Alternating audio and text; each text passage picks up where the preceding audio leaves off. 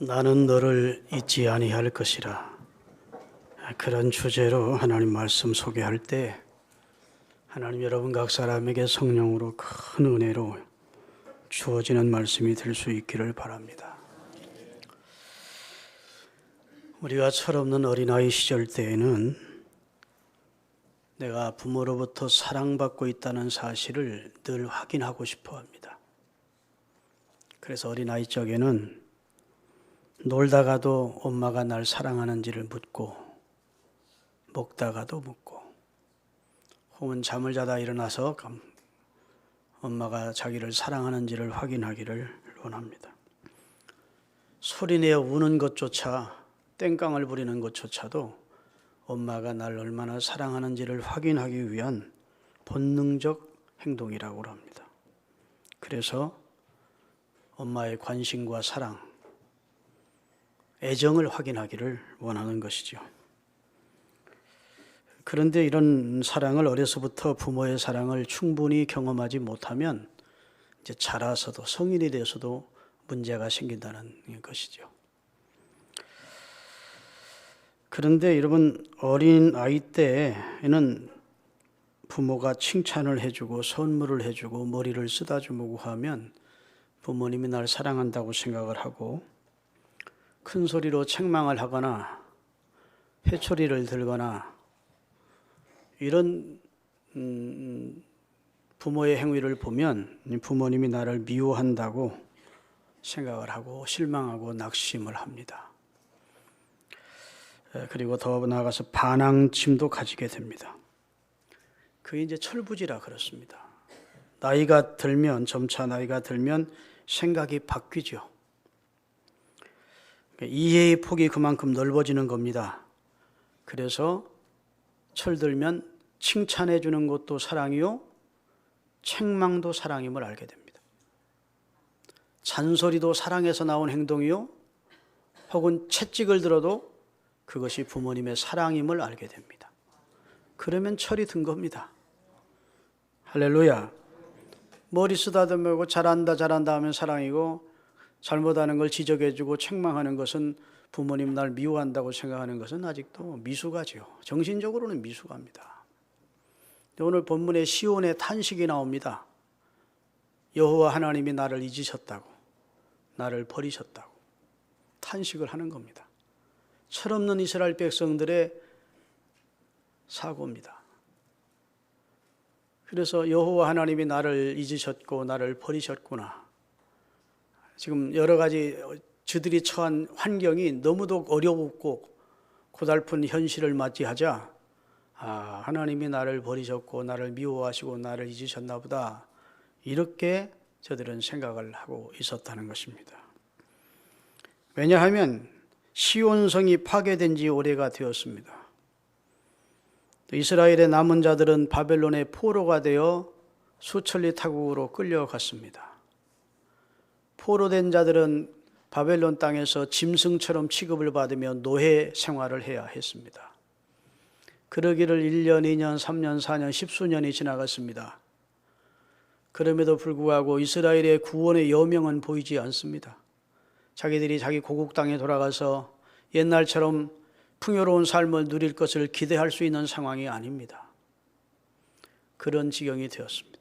그래서 저는 하루 종일 바벨론 사람들의 노예 생활을 하다가, 이스라엘 백성은 노래하기를 좋아하는 백성인데, 수금을 타며 노래하는 것, 하나님을 찬송하기를 좋아하는 백성인데, 수금을 가지고 바벨론 기송강가에 다 모이는 겁니다. 하나님을 찬송할 마음이 없는 겁니다. 자기들이 지금 하나님이 잊으신 바 되었고 하나님이 자기를 버리신 것 같은 상황이 되자 하나님을 찬송하지를 못하고 기송강가에 있는 버드나무 줄기에다가 수금을 걸어놓고 탄식을 하는 내용입니다. 하나님이 우리를 버렸구나, 하나님이 우리를 잊었구나, 이렇게 탄식을 했다는 거예요. 그럼 여기 시온이 누구냐는 겁니다. 시온이 누구를 상징하느냐? 물론 시온은 원래적으로 말하면 선택받은 이스라엘 백성들이 사는 예루살렘을 시온이라고 했습니다. 예루살렘 성을 시온성이라 했다고요. 아멘. 더 나아가서 이제 성경이 계속 폭이 넓어지면서 선택받은 이스라엘 백성 전체가 시온 백성이라고 취급이 됐습니다. 이제는 신약시대에 와서는 그 폭이 더 넓어져서 예수 그리스도를 통해서 구원받은 모든 크리스찬은 시온 백성입니다. 우리가 시온이라고요. 따라합시다. 나는 시온이다. 하나님 편에서 우리를 시온으로 보신다고요. 거룩한 백성. 근데 그 시온이 지금 탄식을 하는 겁니다. 그러자 하나님이 말씀하십니다. 나는 너를 잊지 않았다. 나는 너를 버리지 않았어. 아멘. 자, 15절을 띄우겠습니다. 본문 15절. 14절, 본문 14절부터 띄우겠습니다. 오직 시온이 이르기를 여호와께서 나를 버리시며 주께서 나를 잊으셨다 하였거니와 여인이 어찌 자기 새끼 젖 먹는 자식을 잊겠으며 자기 몸에 태에서 낳은 아들을 긍휼히 여기지 않겠느냐. 완악한 인간은 혹시 그런 인간이 개 중에 하나 있을지 몰라도 나는 너를 잊지 아니하리라. 내가 너희를 징계했지만 철없는 어린아이처럼 징계는 하나님이 날 미워하신 것이고 날 잊어버린 것이고 날 저주한 것이라고 생각하지 말라는 겁니다. 내가 너를 사랑하기 때문에 너를 바로잡아주기 위하여 징계의 채찍을 든 것이고 지금도 너를 잊지 않고 있고 너를 버리지 않고 있다. 할렐루야. 그들은 혹시 인간은 자식을 잊을지 몰라도 나는 너희를 잊지 않는다. 더 나아가서는 너희 이름을 내 손바닥에 새겼고 너희 성벽은 항상 내 앞에 있다. 현실적으로는 지금 예루살렘 성벽이 다 무너졌는데 하나님의 눈으로 볼 때는 앞으로 세워질 성벽과 그 다음에 요한계시록 20장에 나오는 거룩한 새 예루살렘의 성벽이 하나님의 눈앞에 항상 있대요. 이 말씀의 뜻을 깨닫는 여러분이 되시기를 주의 이름으로 축원합니다. 하나님이 하나님의 백성의 이름을 손바닥에 쓰겠다는 게 아닙니다. 새겼대요. 해병대에 가면 해병대 마크를 문신으로 새겨줍니다. 그걸 영광으로 알고 그 사람들은 자긍심을 느끼는 경우가 많습니다. 깡패 세계에도 들어가면 거기가 문신들을 새겨가지고 서로 소통을 합니다. 그건 지울래야 지울 수 없는 것이 문신입니다. 하나님이 우리 이름, 김철중이라는 이름을, 남영주라는 이름을, 이영직이라는 이름을 쓴 게 아니래요. 그냥 해서 세수하면 지워지는 게 아니고 새겨놓겠다는 거예요. 호겐 미낫이라고 하는 꽃말이 있습니다. 나를 잊지 말아주세요 하는 꽃말이에요. 미국에 가면 조그마한 꽃이 있는데 사람들이 연애할 때 나를 잊지 말아달라 할 때는 그 꽃을 선물로 주기도 하고 연애 편지를 할 때 그걸 잘라가지고 그 속에 넣기도 합니다. 나를 잊지 말아달라. 그러나 그 꽃 이파리는 금방 시들어버려요. 우리 하나님은 우리를 잊지 않습니다. 이 하나님의 말씀이에요. 할렐루야. 새겨놓겠다는 것입니다. 어떤 경우에도 잊지 않으시겠다는 하나님의 말씀이에요. 내가 의로울 때도 나를 잊지 아니하시고 내가 죄를 범하는 순간도 나를 잊지 않겠다는 겁니다. 내가 건강할 때 나를 잊지 아니할 뿐 아니라 내가 병중에 있을 때에도 나를 잊지 않겠다는 말씀이에요. 내가 성공할 때만 나를 잊지 않는 것이 아니라 내가 실패 중에 있을 때, 고난 중에 있을 때도 하나님은 나를 잊지 않으시겠다고 선언하고 계신 것입니다. 할렐루야. 여러분, 이스라엘이 지금 하나님의 징계를 받았습니다. 그래서 이스라엘은 바벨론이라는 몽둥이를 들어서 하나님이 바벨론이라는 거대 국가를 통해 이스라엘을 쳤습니다.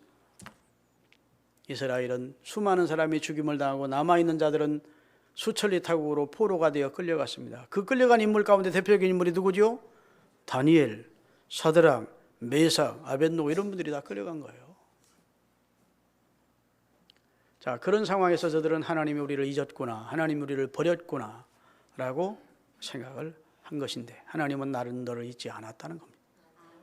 사실은 징계는 잊지 않았다는 표시입니다. 할렐루야. 채찍은 하나님이 우리를 사랑한다는 사인입니다. 그러기에 반대로 생각하면 채찍을 드셨기에 나를 잊지 않으신 것이고, 할렐루야, 징계하실 만큼 나를 사랑하신다는 하나의 표현이 되겠습니다. 하나님은 채찍과 드시고 징계하시는 걸 좋아하지 않으십니다. 성경은 하나님이 인생으로 고난당하게 하심이 하나님의 본심이 아니래요. 하나님은 그의 백성에게 은혜 주시기를 원하고 평강 주시기를 원하고 복을 주시기를 원하십니다. 그래서 하나님의 말씀으로 권면을 하십니다. 이렇게 살라고 부모가 자식을 마치 훈계하듯이 가르쳐 주십니다. 그런데도 반항하는 자식처럼 하나님의 백성이 하나님의 뜻을 거역하고 하나님 섬기지 아니고 우상 숭배하고 이스라엘 백성들이 각종 이방 신들을 섬기고 이방신 섬기러 이방신인 신상이 세워진 곳으로 막 저들은 그 섬기러 쫓아다니고 그런 입장이라고요. 그래서 하나님께서 하나님의 신을 하나님의 택한 백성들에게 선지자들에게 하나님의 신을 부어주셔서 하나님의 말씀 하나님의 간절한 마음을 호소하도록 했습니다. 내게로 돌아오라. 할렐루야. 이방신을 버리고 나 여호와께로 돌아오라. 내 말에 순종해라. 계속 말씀을 주신 거예요. 그게 이사야 선지자가 예레미야 선지자가 아모스 선지자가 호세아 선지자가 요엘 선지자가 하나님이 하나님의 사람들을 보내서 채찍을 들기 전에 먼저 일깨워 주신 겁니다. 회개를. 아멘. 회개하기를 일깨워 주시고 바로 서기를 일깨워 주실 때 그때 말씀을 듣고 회개했더라면 그 백성이 왜 바벨론이라는 나라를 통해서 망하겠어요? 하나님이 막아주시지. 그런데 하나님은 경고하십니다. 돌이켜 회개하지 아니하면 이 나라는 멸망할 것이고 40년 후에야 회복될 것이다. 이렇게 예언을 했었다고요. 아모스 5장 4절부터 6절까지 띄우겠습니다. 그 대표적인 멸망하기 전에 아모스를 통해서 하나님이 주신 말씀이에요. 여호와께서 이스라엘 족속에게 이와 같이 말씀하시기를 너희는 나를 찾으라. 그리하면 살리라.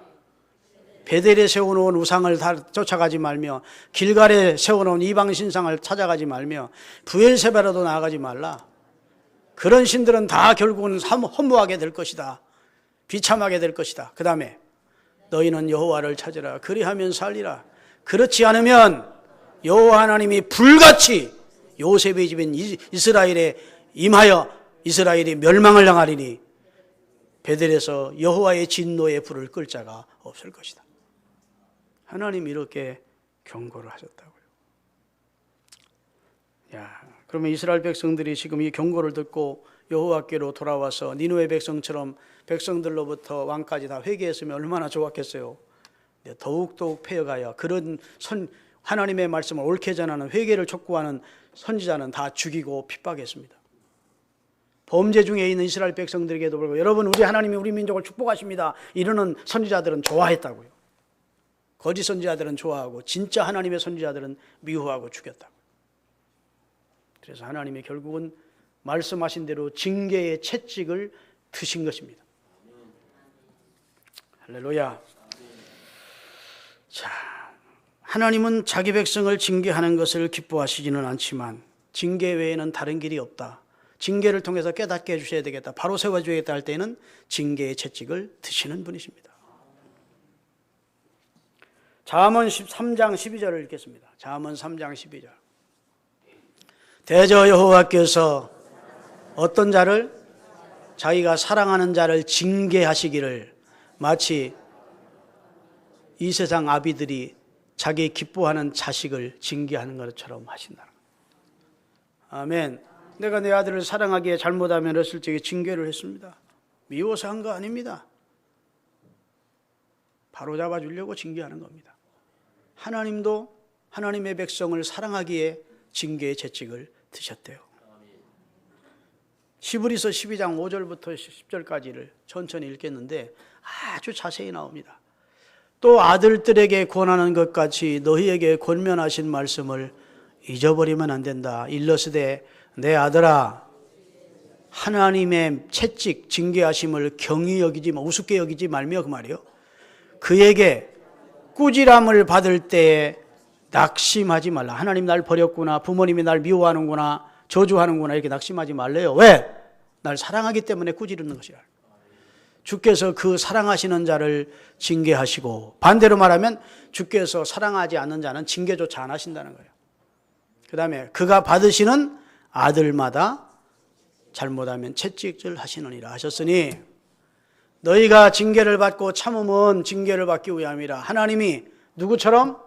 우리를 자식처럼 대우하시나니 어찌 아버지가 잘못하는데도 징계치 않는 아버지가 있을 것이요. 어리석은 인간도 자식을 바로 세우려고 채찍을 드는데 항차 지혜로우신 하나님 아버지가 그릇되게 계속 범하는 저주를 자청하는 자를 어찌 그냥 놔두겠느냐는 겁니다. 채찍을 드신다는 거예요. 근데 그 채찍이 저주가 아니고 사랑이라는 겁니다. 자, 다 같이 8절. 징계는 다 받는 것이로늘 너희에게 너희가 잘못 사는데도 불구하고 징계가 없다면 사생자요 진짜 아들이 아니기 때문에 죄가 하나님이 때리지 않는다는 거예요. 나는 뭐 각종 죄를 다 범하고 하나님의 말씀 거역하고 나는 이렇게 사는데도 나는 징계 한 번 안 받았습니다. 그건 축복이 아닙니다. 그건 버린 자식이라는 거예요. 하나님이 관심 없는 백성이라는 거예요.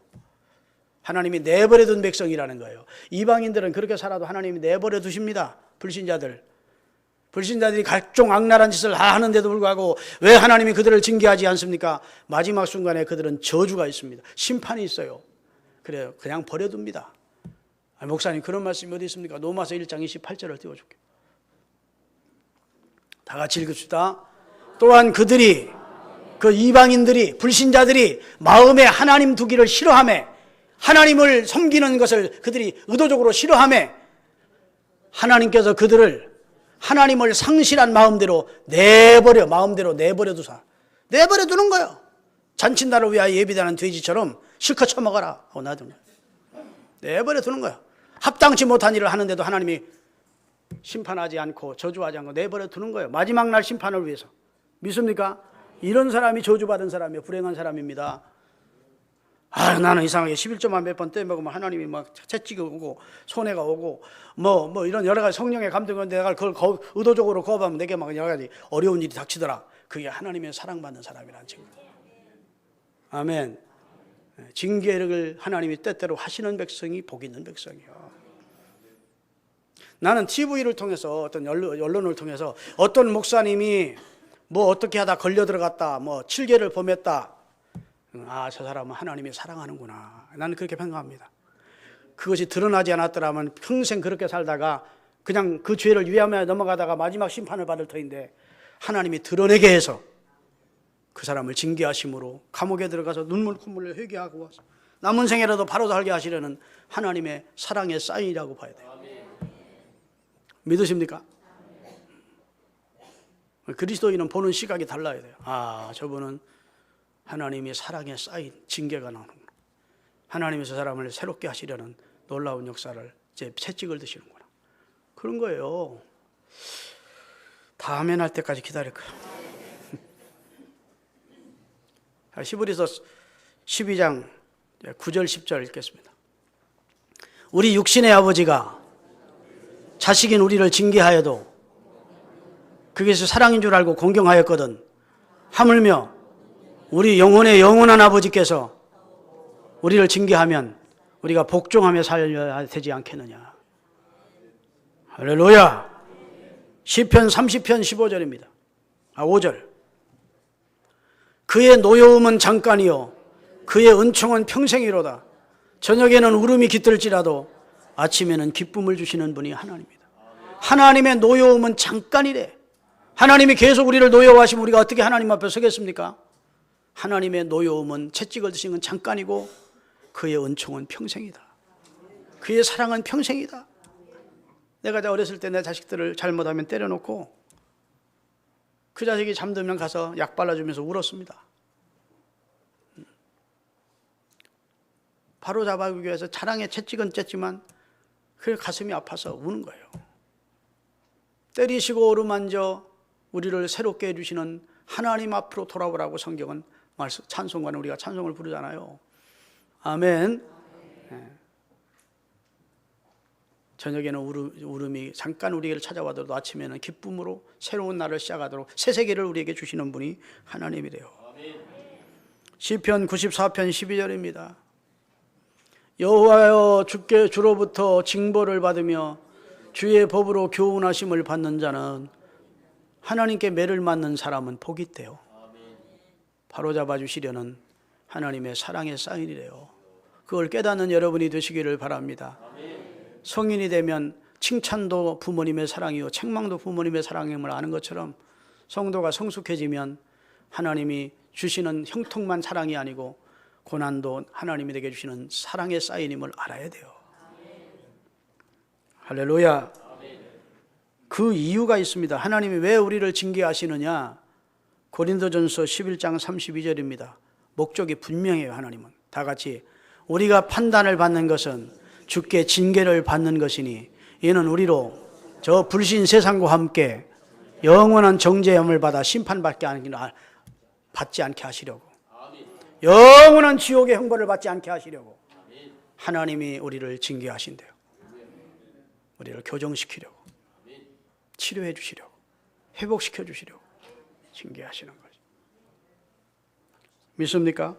그거 없으면 우리가 멸망하니까. 여러분, 태양이 내려쬐면 오늘 참 날씨 좋다 그럽니다. 근데 그 좋은 날씨만 계속되면 이 세상이 어떻게 될까요? 사막화가 됩니다. 저 지금 몽골 땅이 점점 사막이 늘어나고 있다고 그래요. 비가 오지 않으니까 계속 좋은 날입니다. 그 사막화가 된 그 모래가 사막화되니까 그것이 바람이 불어서 우리가 황사로 지금 우리나라까지 피해를 입는 현상입니다. 좋은 날씨가 다 좋은 게 아니에요. 좋은 날씨만 계속되면 사막화가 돼요. 때로는 비도 내려줘야 되고 이슬도 내려줘야 되고, 그래 안 그래요? 그래야 이 땅이 촉촉해지고 모든 산천초목이 푸르러지는 겁니다. 여러분, 아주 날씨가 좋아서 풍랑이 하나도 없는 바다 계속되면 어떻게 될까요? 적조현상 때문에 모든 물고기가 살 수가 없어요. 그냥 바다를 한 번씩 뒤집어주는 풍랑도 있어야 되고 바람도 있어야 되고 비도 내려줘야 되고, 그래야 모든 생명이 산다고요. 여러분, 여러분의 삶에 형통만 주시면 좋을 것 같죠? 절대로 그렇지 않습니다. 전도서 7장 14절을 읽겠습니다. 하나님은 너무 지혜로우신 분이에요. 그래서 그렇게 하지 않으셔. 우리가 형통만 누리면 교만해져요. 완악해져. 우리의 심령이 점점 메말라져요. 사막화가 되니까 하나님은 그렇게 안 하신다는 거예요. 형통한 날에는 하나님 앞에 감사하고 기뻐하고, 그 다음에 곤고한 날에는 내가 어려움을 당해서 하나님의 징계를 받는 것 같으면 내 삶을 뒤돌아보라는 거예요. 내가 잘못 살았음을 깨닫고 회개하라는 거예요. 이 두 가지를 하나님이 병행시켜서 사람으로 교만하지 못하게, 완악하지 못하게, 주님을 떠나가지 못하게 하셨다는 거예요. 하나님은 사람보다 지혜롭습니다. 그래서 고난만 계속 주는 분도 아니고 형통만 계속 주는 분도 아니라는 거예요. 이 두 가지를 병행시켜서 겸손할 때 겸손하게 하시고, 할렐루야, 감사할 때 감사하게 하시고 병행시켜서 합력하여 우리에게 선을 주신대. 로마서 8장 28절입니다. 우리가 알거니와 하나님을 사랑하는 자, 곧 하나님의 뜻대로 부르심을 저와 받은 여러분과 저희 같은 시온은 하나님이 모든 것을 다 종합해서 우리에게 선이 되도록, 유익이 되도록 해주십니다. 형통도 고통도 내게 유익이 되도록, 할렐루야, 낮과 밤이 내게 유익이 되도록, 믿으십니까? 건강도 질병도 내게 결국은 유익이 되도록 해주신다는 지혜로우신 하나님의 말씀임을 깨달으시기를 주의 이름으로 축원합니다. 잠언 12장 1절입니다. 잠언 12장 1절 다 같이, 훈계를 좋아하는 자는 지식을 좋아하거니와 징계를 싫어하는 자는 짐승 같으니라. 이성 없는 짐승은 징계를 싫어합니다. 자식도 징계를 싫어하는 자식은 생각할 줄 모르는 이성 없는 자식과 같은 거예요. 부모가 자기의 채찍을 들 때 그 깊은 뜻을 깨달으면 그건 지혜 있는 자식입니다. 할렐루야. 자, 신명기 8장 5절 6절. 오늘 성경 많이 띄우는데 이게 잘못하면 여러분 오해할 수 있어서 징계에 대해서 설명을 제대로 해드리기 위해서입니다. 다 같이, 너는 사람이 그 아들을 징계함 같이 내 하나님 여호와께서 너를 징계하시는 줄로 마음에 생각하고 내 하나님 여호와의 명령을 지켜 그의 길을 따라가며 그를 경외할지니라. 고난이 오거든 하나님이 나를 사랑의 채찍으로 징계하시는구나 생각하고 잘못된 거, 그동안 하나님의 뜻대로 살지 못한 걸 회개하고 하나님의 은혜를 구하라는 거예요. 잘못은 누가 해서 여러분 받는 겁니까? 징계는 우리가 한 것이지, 하나님이 잘못도 안 한 나를 징계를 하시는 분이 아니라 탓은 내 탓이에요. 하나님 탓이 아니라고. 아멘. 여러분, 사울왕이 하나님의 심판을 받습니다. 그럼 사울왕 탓입니까? 하나님 탓입니까? 사울왕 탓이에요. 하나님이 바로를 심판하십니다. 바로 탓입니까? 하나님 탓입니까?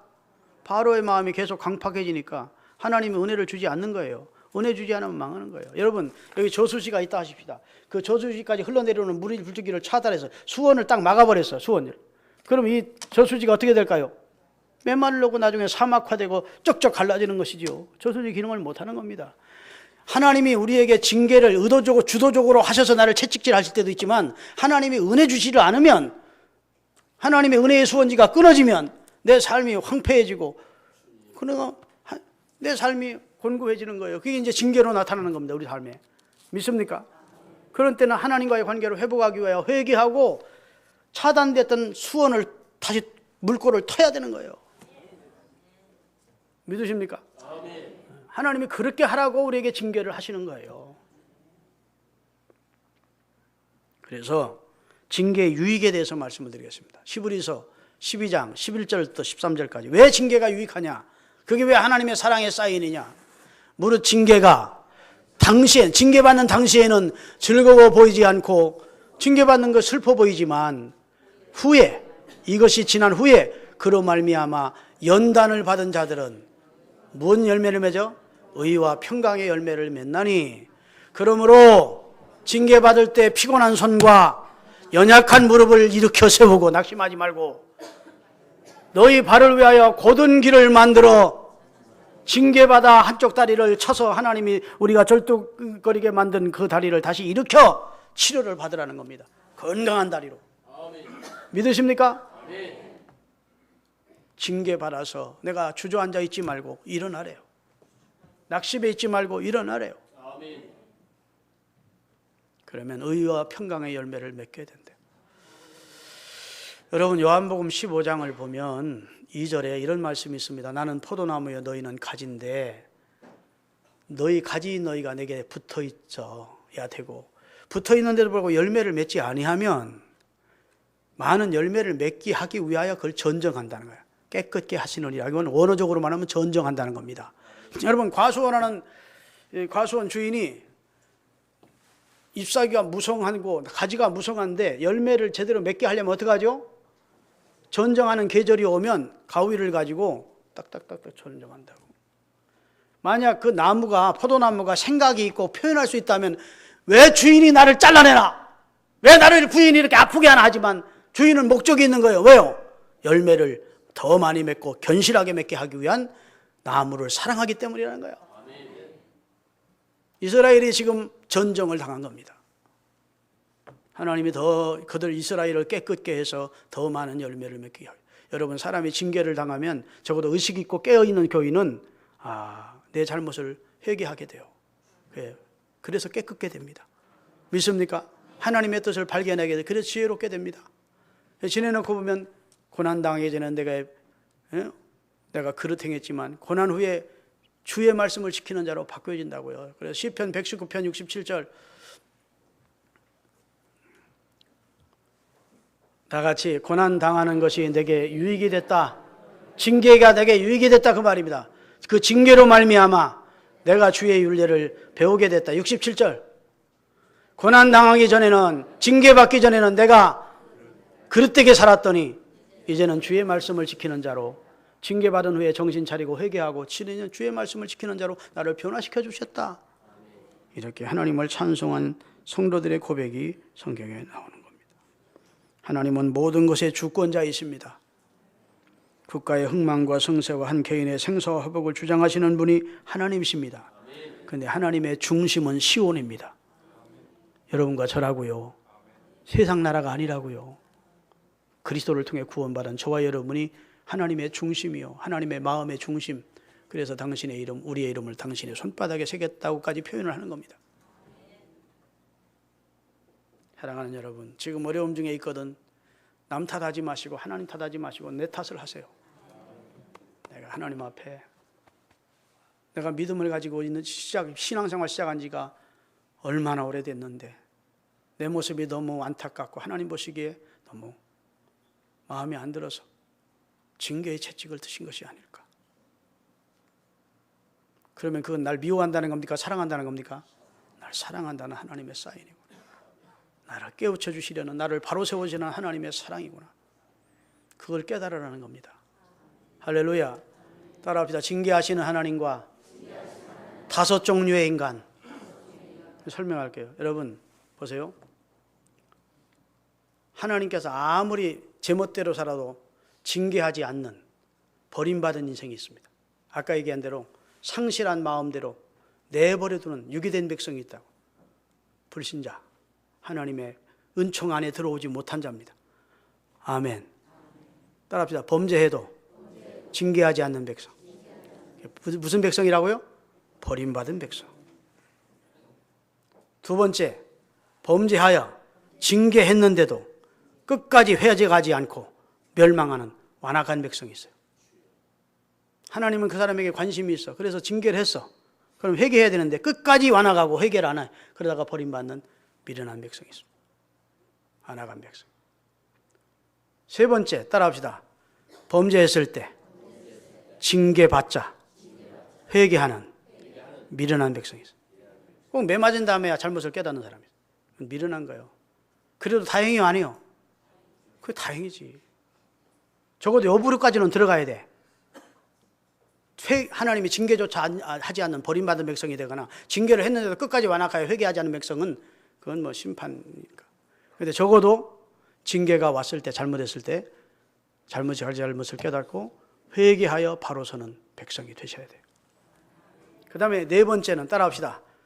죄를 범하여 징계받기 전 깨닫고 회개하는 지혜로운 성도. 이건 야가 빠져가지고 아이고 죄를 저음했어.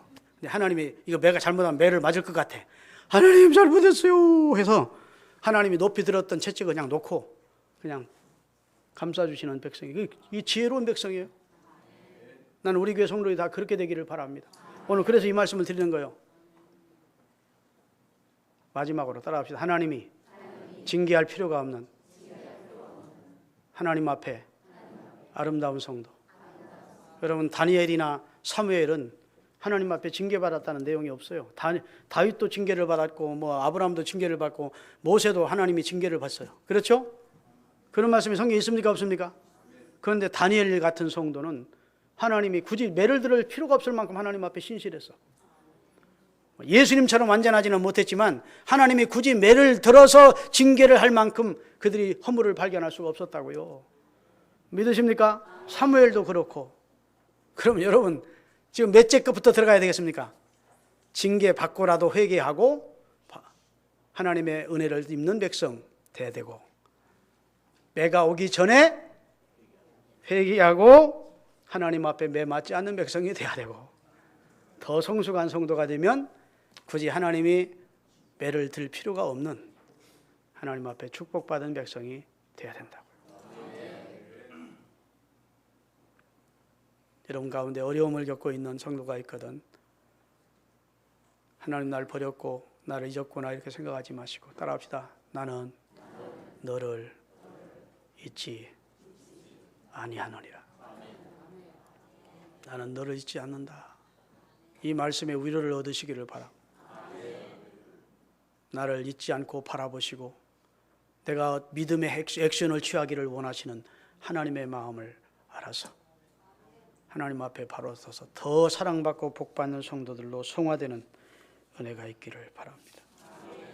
기도하겠습니다.